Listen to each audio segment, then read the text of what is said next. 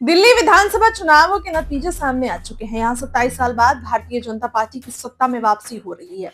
इससे पहले ही CM face को लेकर कई तरीके के कयास लगाए जा रहे हैं। कई नेता अपने बड़े नेताओं से मुलाकात कर रहे हैं, तो कई अंदर खाने से माहौल बनाने में लगे हुए हैं।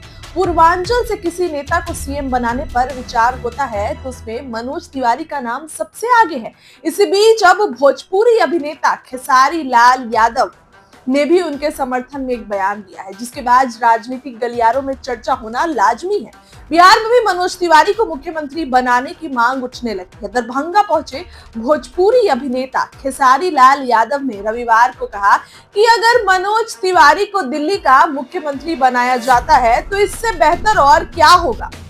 उन्होंने कहा कि अगर मनोज तिवारी मुख्यमंत्री बनते हैं तो यूपी बिहार के लिए खुशी की बात होगी।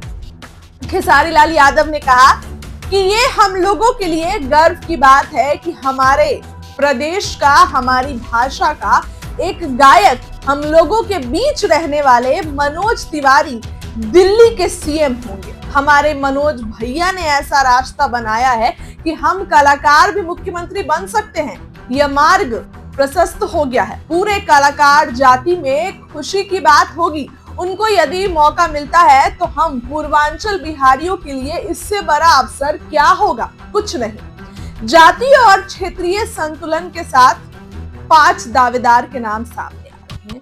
दिल्ली चुनाव में जीत के बाद अब ये सवाल अहम हो गया है कि बीजेपी का सीएम चेहरा कौन हो सकता है। दिल्ली बीजेपी प्रमुख सचदेवा ने जब शनिवार को सीएम चेहरे के बारे में पूछा गया उनसे, तो उन्होंने कहा कि यह फैसला पार्टी का केंद्रीय नेतृत्व करेगा। बीजेपी में सीएम पद के कई दावेदार हैं। पार्टी भी जातीय और क्षेत्रीय संतुलन साधने का प्रयास करेगी। संतुलन साधने के लिए कई राज्यों में डिप्टी सीएम भी बनाए हैं। क्या दिल्ली में भी भाजपा ऐसा करेगी? ये सवाल उठने लगा है। इस समय सीएम फेस के 5 दावेदार माने जा रहे हैं, जिनमें प्रवेश वर्मा, सतीश उपाध्याय, आशीष सूद, जितेंद्र महाजन, विजेंद्र गुप्ता के नाम शामिल हैं। इन नामों के अलावा भी अंदर खाने के कई नामों पर चर्चा हो रही है। अब देखिए, ये भाजपा पार्टी है, कभी भी कुछ भी फैसला ले सकती है। हो सकता है कि ये 5 नाम के अलावा कोई ऐसा मुख्यमंत्री बन जाए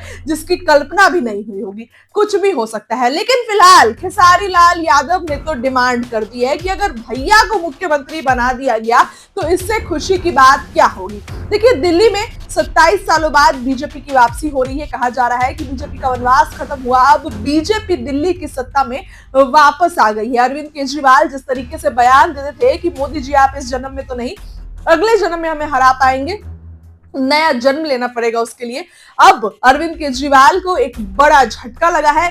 देखिए, अगर बात करें तो अरविंद केजरीवाल के राजनीतिक भविष्य के बारे में, तो कहीं ना कहीं जिस तरीके से वो जेल गए और काफी सारी बातों के बाद एक चीज जो अरविंद केजरीवाल को लगती थी कि उनके सीट उनके लिए सेफ है, लेकिन इस बार उनको वहां से दिल्ली की जनता ने नहीं स्वीकारा।